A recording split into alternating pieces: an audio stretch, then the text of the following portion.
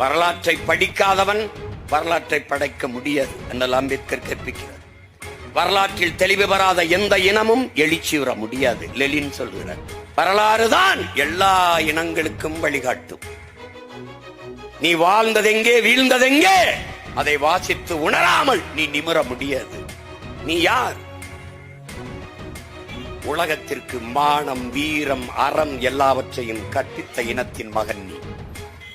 மானத்திற்காக உயிரை விட்ட ஒரு இனத்தின் மகன் நீ. உன் சொந்த நிலத்தின் உரிமை இழந்து நிற்கிறாய்.